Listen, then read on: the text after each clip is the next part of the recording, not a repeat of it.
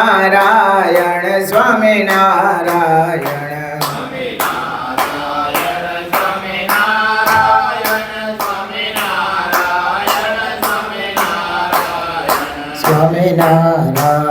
સ્વામિનારાયણ સ્વામિનારાયણ સ્વામિનારાયણ સ્વામિનારાયણ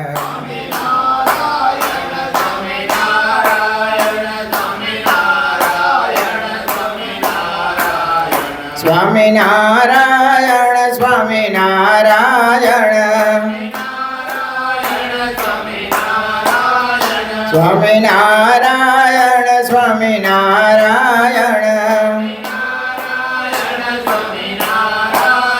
સ્વામિનારાયણ સ્વામિનારાયણ સ્વામિનારાયણ સ્વામિનારાયણ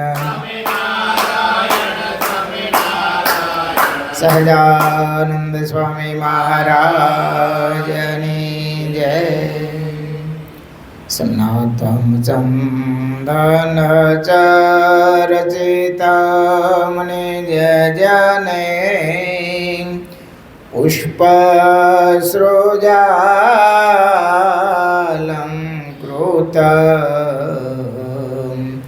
પ્રાતઃ સૂર્યમયુખસેવિતમુખં શ્રીચંદ્રશાલોપરી કૃત્વા રોટકમેકપાણિતલકે પંક્ત્વાનાસ્તેન ભોજાનાં પ્રવિલોકસેવકગણાन् વંદે સદા સ્વામિનં વંદે સદા સ્વામિનં. વર્ણિવેશરમણીય દર્શનમ મંદેયાચરુચિરાનનાંબુજં પૂજિतं સુરનરોત્તમેર્મુદા ધર્મનંદનમહં વિજેન્તયે. ઓમ અવતારિણી શ્રી સ્વામિનારાયણાય નમો નમઃ. ઓમ શ્રી હરિકૃષ્ણાય નમો નમઃ. ઓમ શ્રી પૂર્ણ પુરુષોત્તમાય નમો નમઃ. ઓમ સર્વેભ્યઃ સદ્ગુરુભ્યઃ નમો નમઃ. સહજાનંદ સ્વામી મહારાજની જય. હરે કૃષ્ણ મહારાજની જય. સ્વામિનારાયણ ભગવાનની જય. વિક્રમ સંમત 2082 અષાઢ વદ પડવો તારીખ 30/7/2026 ગુરુવાર. આચાર્ય શ્રી વિહરીલાલજી મહારાજ રચિત શ્રી હરિલામૃત કળશ પહેલો વિશ્રામ પહેલો. નમો મોક્તાનંદ પ્રભુ પદ તણા સેવક સદા મહાશાસ્ત્રાભ્યાસી વ્યર્થ ન ગુમાવે પળ કદા. કરે વાર્તા જ્યારે સુરચરિત ધારા સમવહે કુસંગે સતસંગે સકળ જન ચિતે અતિ ચહે. કુસંગે સતસંગે સકળ જન ચિતે અતિ ચહે. સહજાનંદ સ્વામી મહારાજની જય. ગઈકાલે શરદ ગુરુ પૂર્ણિમાનો ઉત્સવ ધામધૂમથી આપણે ઉજવ્યો. વરસાદે પણ થોડીક મેર કરી, જાળવી ગયા, એટલે ઉત્સવ સરસ રીતે સંપૂર્ણ થયો. કાલે બધે આખા ભારતભરમાં ગુરુ પૂર્ણિમાનો ઉત્સવ ધામધૂમથી લોકો ઉજવતા હોય છે અને મનાવતા હોય છે.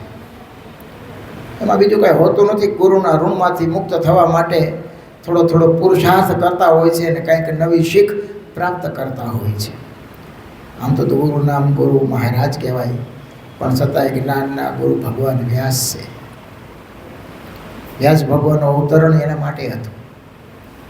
વેદના 4 વિભાગ કર્યા, 18 પુરાણોની રચનાઓ કરી, અને મહારાજે પણ વચનામૃતમાં એને યાદ કર્યા છે કે વ્યાસનું વચન અમને માન્ય છે. વ્યાસના વચન પ્રમાણે વર્તવું. કલ્પિત ધર્મ, જો વ્યાસનું વચન માન્ય ન કરતો હોય તો એ ધર્મ છે એ કેવો છે? કલ્પિત છે. ભગવાન વ્યાસની કલમે જે માન્ય થાય, કારણ કે એનું અવતરણ એ જ્ઞાનના ભંડાર હતા, એના માટે જ હતું. બધા વિદ્વાનો હોય એ પ્રથમ પહેલાં ભગવાન વ્યાસની વંદના કરતા હોય છે. તો એવો કાલે વ્યાસ પૂર્ણિમાનો પરમ પવિત્ર દિવસ એ આપણે ધામધૂમથી ઉજવો. સદગુરુ મુક્તાનંદ સ્વામીના જીવન વિશે વાત હતી. મુકુંદાસજી જાણી જોઈ અને ગાણ પણ ગ્રહણ કર્યું છે. ઘરનો ત્યાગ કરવાનો તીવ્ર સંકલ્પ કર્યો છે. કેવો? ધીમો ધીમો નહીં હો. અમારે નવા મુક્ષ હોય ને, સંતો પાસે બેસતા હોય એટલે થોડીક પૂર્વને સંસ્કારને એને મુક્ષુતા હોય, ધીમે ધીમે એને સાધુમાં હેત થાય અને સાધુ એવું કહે કે આ જગત ખોટું છે. હજી પહેલાંને કાંઈ બીજો અનુભવ તો ન હોય, પણ મનાય તો જાય. સાધુના સાથે હેત હોય ને એટલે એની વાત મનાઈ જાય. એટલે એમ લાગે કે હાલો કરવા જેવું આ છે ભગવાન ભજી. પણ થોડોક ઢીલો પહોંચો હોય ને તો એકાદ વાર ઘરે એના બાપુજી લઈ જાય, પછી થોડોક સમજાવે, પછી જે સાધુ પાસે એને વિચાર વૈરાગના હોય ને એ ધીમે ધીમે ક્ષીણ થઈ જાય. કેવા થઈ જાય? જો થોડા હોય ને તો થાય સાધુ કહેતા હતા એ સાચું, અને આ મા બાપ કહે છે એ કાંઈ ખોટું તો નથી. એ શું કહે ખબર છે? હા, ઘરે રહીને ક્યાં ભગવાન ભજાતા નથી. આ પર્વતભાઈ ને જીણાભાઈ આ બધા કેવા હતા? ગ્રસ્ત હતા. તો એ અખંડ ભગવાનનું ધ્યાન કરતા. ભગવાન તો બધીએ છે. નગર એના માતા પિતા સત્સંગી હોય, સાધુને નમતા હોય, બધું કરતા હોય. તમે પૂછે ભગત છોકરો બહુ મુમુક્ષુ છે, પૂર્વનો સંસ્કાર, એ કે સામે એ તો અમને ખબર હોય, અમે ભેગા રહે છે. હજી એની નાની ઉંમર છે, હજી એને કાંઈ આ વ્યવહારની બહુ ખબર ન હોય. મોટો થાય પછી બધો ખ્યાલ આવે. સામે એ અમારે ત્યાં બરાબર છે. કેવું? અમારે ત્યાં બરાબર છે. અને એની વાત ખોટી ના હોય. એવું નથી કે બધું સત્ય જ હોય. ઘણીવાર વેગમાં ચટકીનો વૈરાગ હોય તો ઉતરતા વાર પણ લાગે નહીં, પરિપક્વતા થાય. પણ મુકુંદાજી એવા નહોતા. એને તો પ્રથમથી જ તીવ્ર વૈરાગ હતો. એનું કારણ છે કે એનો ઉછેર છે એ સંત મૂળદાસના આશ્રમમાં થયો હતો. એની દાદી સાધ્વી હતા, એના સંસ્કાર હતા. એના પેટમાં એ રાધા. હવે સંત મૂળદાસનો આશ્રમમાં રહેવાનું, ભજન ભક્તિનો અખાડો, ભગવત આરાધના થતી હોય અને ગર્ભમાંથી એના માના સંસ્કાર. અને રાધાબાઈ સહજ છે, ભક્તિ ભાવથી ભરપૂર હોય, આશ્રમમાં જ રહેતા હોય, સેવા પૂજા કરતા હોય, બધું થતું હોય. એમાં આનંદ રામનું આવું આપણે વાત સાંભળી. એમની સાથે એમના બેને લગ્ન થયા અને ઉછેર પણ મૂળદાસના આશ્રમમાં જ થયો. એટલે વૈરાગ વૃત્તિ સહજ હોય, સાધુ આવતા જતા હોય. એટલે પ્રથમથી જ એને એ હતું કે મારે ભગવાન ભજી લેવા, અને અધૂરામાં પૂરું એને સતશાસ્ત્રનું સેવન કર્યું. અને શાસ્ત્રોમાંથી પણ એને એવું તારણ કાઢ્યું કે જગત ખોટું છે, નાશવંત છે, શાશ્વત એક ભગવાન છે. એવું એને તારણ કાઢ્યું અને નક્કી કર્યું કે આપણે આ દેહ કરીને ભગવત પ્રાપ્તિ કરી લેવી. તોય છતાંય માતા પિતા તમે જુઓ, મોટા થયા, લોક વ્યવહાર એને લગ્ન નતા કરવા, તોય છતાં એને લગ્ન કર્યા. લગ્ન કર્યા પછી એની વૈરાગની જ્યોત છે એ જલતી રાખી મુકુંદાસે. ઠરવા નથી દીધી. નકર બહુ છોકરો ભાગ કરતો ને તો કે આને લગ્ન કરાવી દો ને એટલે ઠેકાણે પડી જાય. હા, અને સહજ છે નહીં, એક બંધન આવી જાય.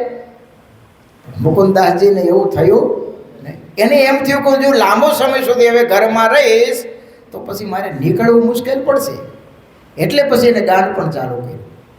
રામ ઘટાઘટ મોવડી ભૂલી આ શબ્દ પકડી લીધો અને એને બાને ત્યાંથી નીકળી ગયા. હવે એને સંકલ્પ એ થયો કે નિષ્કામ વ્રત પાળી અને ભગવત ભક્તિ કરી તો ભગવાનની વિશેષ પ્રસન્નતા પ્રાપ્ત થાય.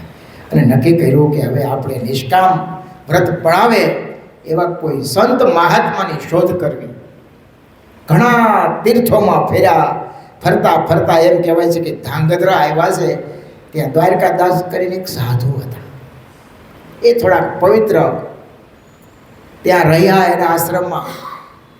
એવી સેવા કરે, બધાના મન એને જીતી લીધા.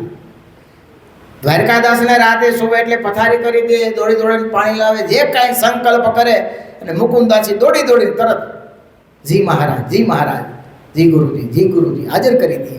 રાતે સુવે એટલે પગ ચંપી કરે. દ્વારકાદાસ ના પાડે છતાંય અને મુમુક્ષુતા એવી એને એક જ કામના હતી કે ગુરુ રાજી થાય તો મારે નિષ્કામ વ્રત હું પાળી શકું, નિષ્ઠી બ્રહ્મચારી રહી શકું. આવી એની ભાવના. સાધુ થોડાક ભજની ગઈ છે, સેવા ભાવી છે, અને એ વખતે તો સદાવર્તો ચાલતા એટલે બધા એને ભોજન પીરસાતું. દ્વારકાદાસનું સાદું સરળ જીવન. પણ મુકુંદાસની મુમુક્ષુતા એટલી બધી જોઈને એને થયું કે આવો શિષ્ય તો મેં કોઈ ઘણા આવી જતા રહ્યા, પણ આવો કયાગરો અને આવો સેવાભાવી અને ભગવત ભક્ત જેનું હૃદય છે આવો શિષ્ય તો પહેલી વાર આવ્યો છે. હો, એકવાર ગુરુએ પૂછ્યું કે મુકુંદાસજી, ત્યાં આટલી ઉંમરમાં, જોવાની ઉંમર છે તારી, રૂપ પણ ભગવાને સારું આપ્યું હતું, અને તે ઘરનો ત્યાગ શા માટે કર્યો? તારી શું આકાંક્ષા છે? તો કે ગુરુ મહારાજ, મારે નિષ્કામ વ્રત પાળી ભગવાનની ભક્તિ કરવી છે, એટલા માટે તમારે શરણે આવ્યો છું.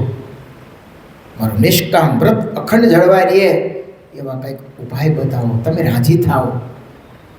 દ્વારકાદાસ ઊભા થઈ ગયા, પગચંપી કરતા હતા મુકુંદાસ. એને એમ થયું કે નિર્દોષ નિખાલત છે અને સામે દ્વારકાદાસ પણ થોડાક ભગવદીય છે. એને કહેતા, બેટા મુકુંદ માફ કરજે, કે એમાં હું હજી પરિપૂર્ણ નથી, મારે હજી એમાં થોડીક ખામી રહી જાય છે. નિખાલસ હૃદય એને કહી દીધું, પણ હું તને એક માર્ગ બતાવું. વાંકાનેરમાં એક કલ્યાણદાસ છે, તો ત્યાં જા, કદાચ તારો ત્યાં સંકલ્પ પૂરો થાય. આ બહુ અઘરું છે. હો, આવો કયાગરો શિષ્ય મળે અને એને બીજા પાસે મોકલવો એ બહુ કઠિન છે. આ તમારે બે ભાઈ હોય પછી જુદા પડે, જો સારો સંપ હોય અને સાનુકૂળતા હોય તો વાંધો ન આવે. નકર એમ થાય કે ઓલા ભાઈને હાલો થોડુંક નબળું છે ને આપણને ભગવાને દયા કરી છે અને તમે બધું એને કહી દો, ભાઈ આ તારું જ છે, આ મારું તારું જ છે, તારે કાંઈ મૂંઝાવાનું નથી, આ બધું તારે જે જોતું હોય લઈ લે. તમારી પાસે બે ફેક્ટરી હોય અને જો તમે ખરેખર સ્નેહી અને તમારી પ્રત્યે ગાઢ અને પ્રીતિ હોય, એમનામ રહી હોય જે નાનપણમાં હોય, અને તમે કહી દો ભાઈ મારે તો ભગવાને બે ફેક્ટરી આપીશ, આલે એક તું સંભાળ લે, તારે હમણાં કાંઈ છે નહીં ને, તું કમા થોડો. આવા તો બહુ ઓછા જૂજ મળે જોવા. બાકી તો જુદા પડ્યા હોય પછી હું તને જોઈ લે, કેવું ઓળખતો નથી, પાછો ઓળખવાને ભૂલી જાય. દેવાની તો વાત એક બાજુ રહી. આના જેવું છે. આ એક ગુરુ પાસે કોઈ શિષ્ય આવે અને બીજાને હોપી દેવો એ આના જેવું અઘરું છે. પણ છતાંય તમે જો દ્વારકાદાસે એમ કીધું કે તું વાંકાનેર જા, ત્યાં કલ્યાણદાસ છે, કદાચ ત્યાં તારો સંકલ્પ પૂરો થાય. મુકુંદાસજી આવ્યા છે કલ્યાણદાસ પાસે. હવે એ વખતે એ પિત્તળની કોપીને રાખે અને પાછા એને તાળું મારે, ચાવી બીજાને આપે. લઘુ પેશાબ પાણી કરવા જવું હોય તો ચાવી બીજા ખોલે ત્યારે એને આવી એની સ્થિતિ. અને કંઈક દમ કે ડોર નહોતા કરતા, પણ પાડતા છે. એ વખતે વ્યવસ્થાનું સાધન આવી છે, કાંઈક કરતા છે. રહ્યા ત્યાં થોડોક સમય રહ્યા, બહુ એની સુરસુરા આશ્રમ સેવા કરી, એને પણ રાજી કર્યા. મુકુંદાસે પૂછ્યું, ગુરુ મહારાજ, મારે નૈષ્ઠિક બ્રહ્મચર્ય વ્રત પાળવું છે, તો કાંઈક મને ઉપાય બતાવો. ત્યારે કલ્યાણદાસ બેઠા થઈ ગયા. આઈ બેસ, હું તને એક વાત કરું. જો એ આ વ્રત પાળું, ભલે હું પિત્તરની કોપીને રાખું છું, તારો માણું છું, પણ એ બ્રહ્મચર્ય પાળવું કેટલું કઠિન છે એ હું તને વાત કરું. નિર્દોષ નિખાલસ હૃદય એને કીધું કે હું મારી ઉંમર 40 વર્ષની હતી. કેટલી? 40 વર્ષની મારી ઉંમર હતી, અને હું દ્વારકાની યાત્રા આમ જતો હતો, અને ત્યારે ઉજ્જૈન બાજુ એટલે કાશીની યાત્રાએ જતો હતો, અને ઉજ્જૈનનો રસ્તો પૂછવો હતો. એક ગામ આવ્યું, કૂવાને કાંઠે પનિયારું પાણી ભરીને જતી હતી. એમાં એક પનારીને મેં પૂછ્યું, એક બાઈને પૂછ્યું કે ઉજ્જૈનનો રસ્તો કઈ બાજુ? તો એ બાએ મને આમ લટકું કરીને બતાવ્યું કે મહારાજ આ બાજુ ઉજ્જૈનનો રસ્તો છે. મુકુંદાસ 40 વર્ષ વીતી ગયા, એ લટકું હજી મને ભૂલાતો નથી, અને તું નૈષ્ઠિક બ્રહ્મચારીની વાત કરે છે. એ બહુ કઠિન છે, હળહળ કળિયુગ છે. હું બહુ ભૂલવા પ્રયત્ન કરું છું, પણ મને ક્યારેક હજી લટકું યાદ આવે છે. તો ગુરુ મહારાજ મારે શું કરવું? એ પણ એણે એવું કીધું, તું સરદાર જા, ત્યાં તુલસીદાસ કરીને એક સાધુ છે, બહુ પવિત્ર સાધુ, ભજનિક છે, નાનું એવું સદાવ્રત ચલાવે છે, કદાચ ત્યાં તારી ઈશા કામના પૂરી થાય. ત્યાંથી મુકુંદાસ પછી આવ્યા સરદાર. જોયું વાતાવરણ પવિત્ર હતું.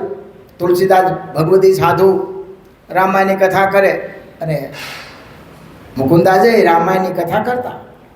કંઠ બહુ સારો હતો, સંગીત શીખેલા હતા, વિદ્વાન હતા. ધીમે ધીમે એ આશ્રમમાં આવ્યા, બધી સેવા સંભાળી લીધી.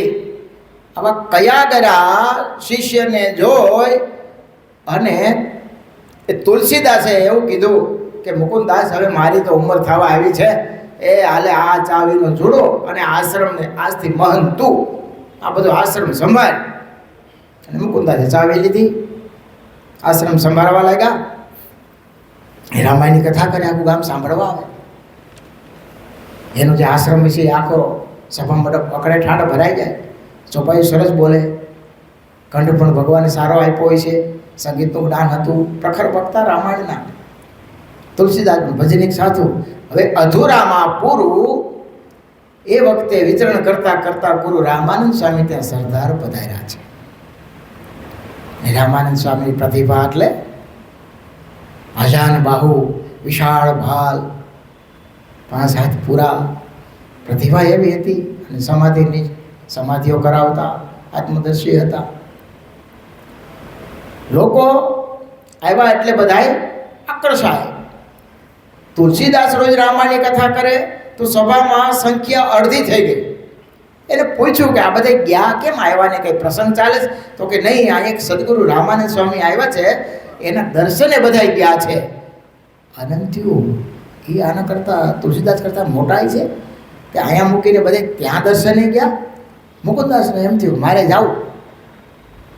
એ ગયા, અને એ સદગુરુ રામાનંદ સ્વામીને એને દર્શન કર્યા, અને સ્તબ્ધ થઈ ગયા.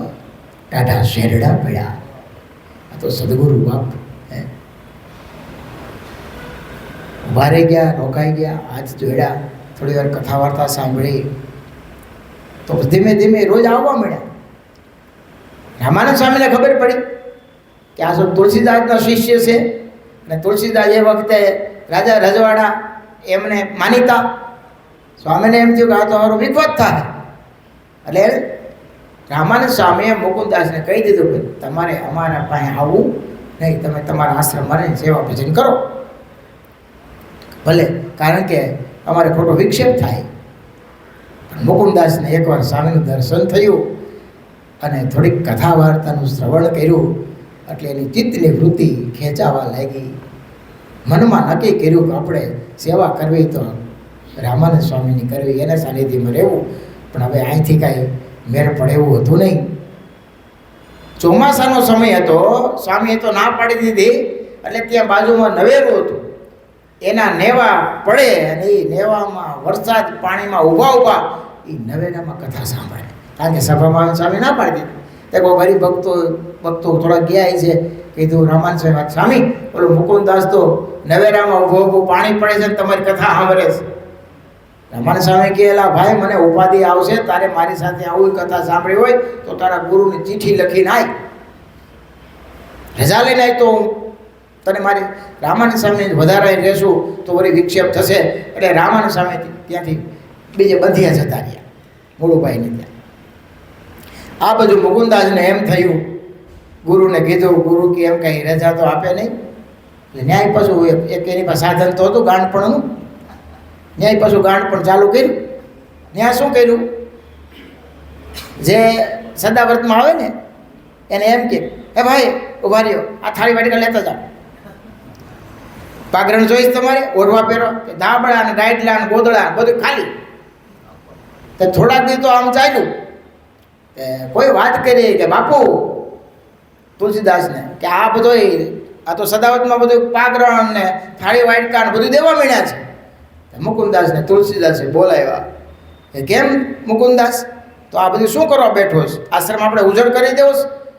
બાપુ મારે આવું છે ને, મને 6 મહિના આવું રે, 6 મહિના કાંઈ ખબર નથી પડતી હું કરવું. તો કે તારે આવું, મને આમાં કંઈ ખ્યાલ જ ન હોય, હું તો આ બધું દઈ દઈશ, આપણે શું કરવું?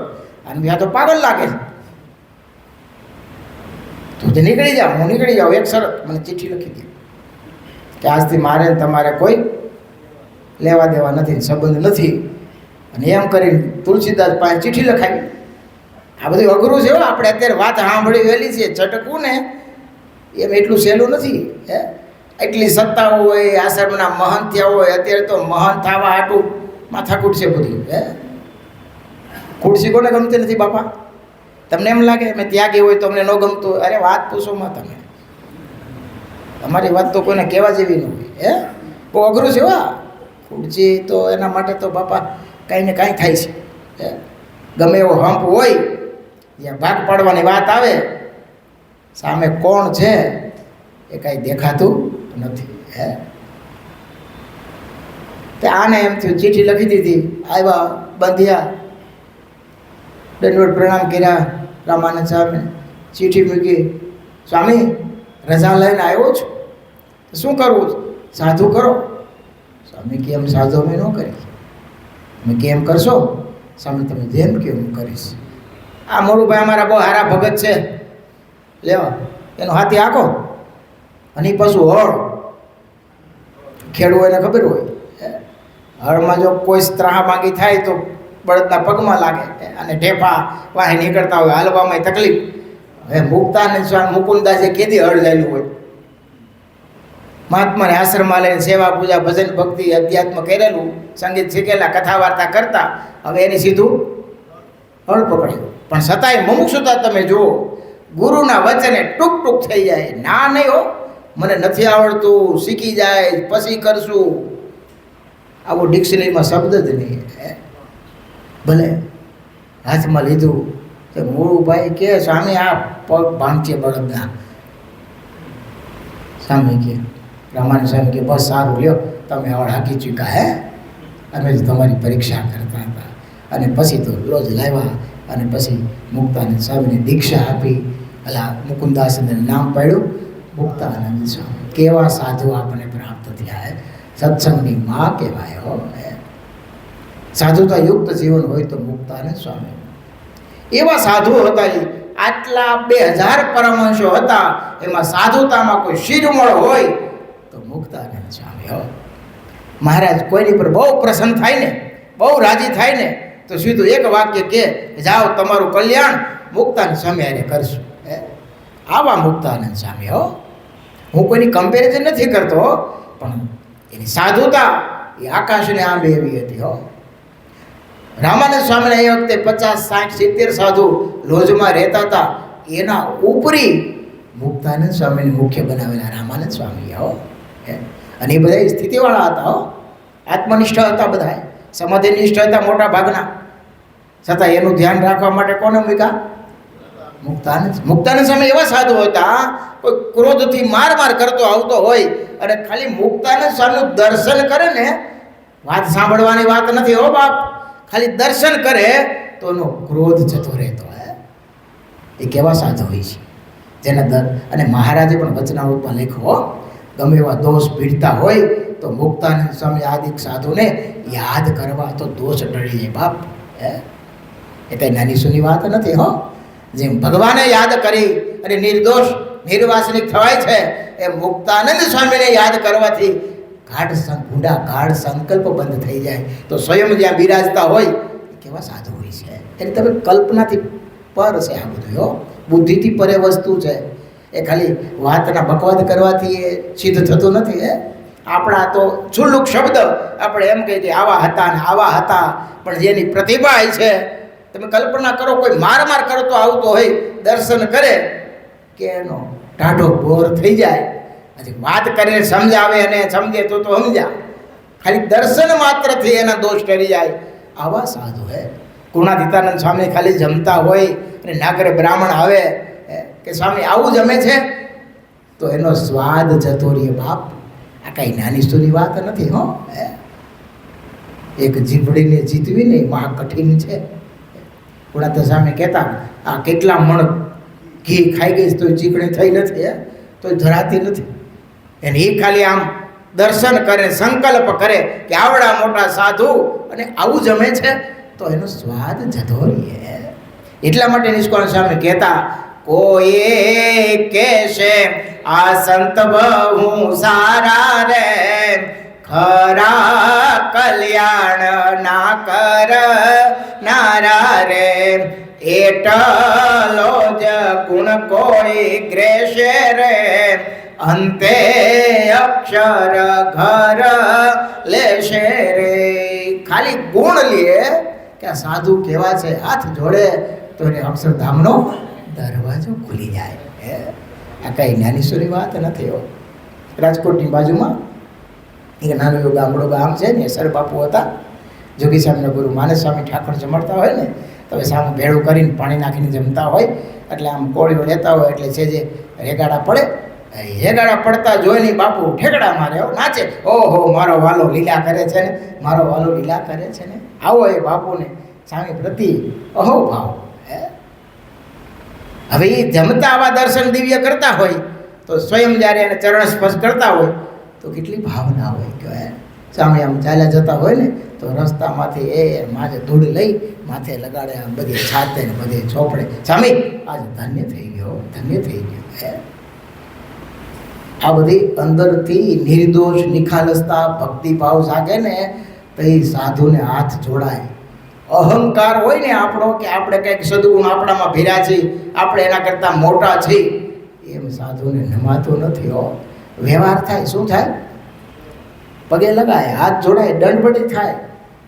હા, પણ એ હૃદયથી નમી જવું કે ભગવાનના સાધુ છે, આ ભગવી ચૂંદડી છે, આપણા મોટા ભાગ છે કે આજ આપણને સાધુના દર્શન થઈ ગયા. આજ આપણે ભગવાનના ભગતના દર્શન થઈ ગયા. આ તિલક ચાંદલા વાળો આપણને સવારમાં પોરમાં એનું દર્શન ક્યાંથી? સીધું મહારાજને યાદ દેવડાવે, મહારાજને યાદ આવે.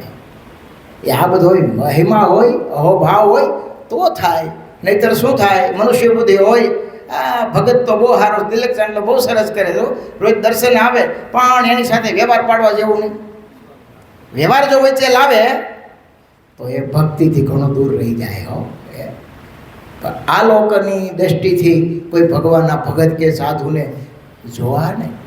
હા, એમાં ભૂલું પડી જવાય. ઉપરની પ્રકૃતિ જોઈ મહારાજ કે એનો ભાવ કે અવગુણ ક્યારે લેવો નહીં. એની અંદરનો જે આત્મા છે, એનો ભગવાન પ્રત્યેનો જે લગાવ છે, એની જે મુમુક્ષુતા છે, એને ભગવાન પ્રત્યે, સાધુ સંતો પ્રત્યે, આ સત્સંગ પ્રત્યે જે સેવાની ધગત છે, લગન છે, એને જે આલોચ છે ભગવાન ભજવાનો, સત્સંગનો એને ખપ છે, એના પૂર્વના બહુ બલિષ્ઠ સુકર્મો હોય ત્યારે આ બધું થતું હોય છે.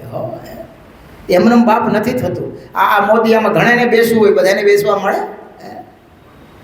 આખું બ્રહ્માંડ જીવથી ભેરું છે. કેટલા જણા આજે ભગવાનની કથા વાર્તાનું શ્રવણ કરતા હોય છે, કેટલા ભગવત સ્મરણ કરતા હોય છે, કેટલા ધ્યાન કરતા હોય છે, દિલથી કેટલા સત્સંગ કરતા હોય છે. કોઈ બાપ સત્સંગ કરવા નવરો થતો જ નથી.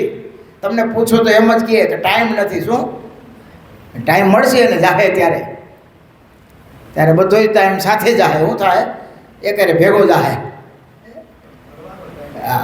હા તો એમ કે મરવાનો ટાઈમ નથી, જે તારી બદલે બીજો જાહે. એવું ચાલતું નથી, નકર તો મોકલી દેવા.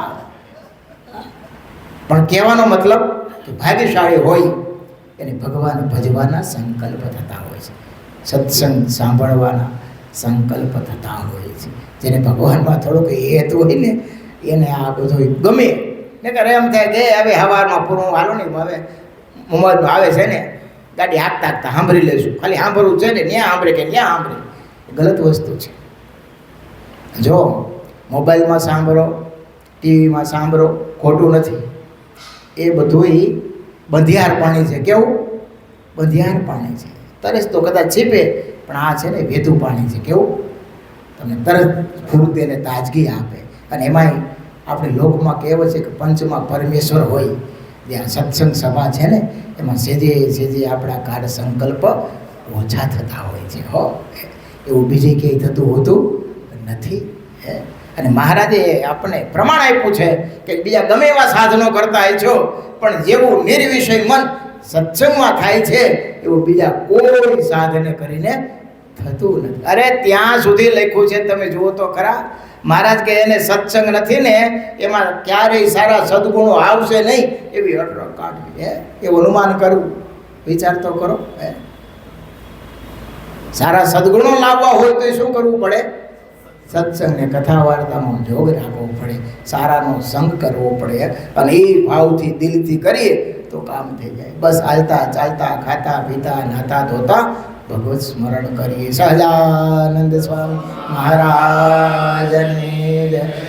સ્વામિનારાયણ સ્વામિનારાયણ સ્વામિનારાયણ સ્વામિનારાયણ.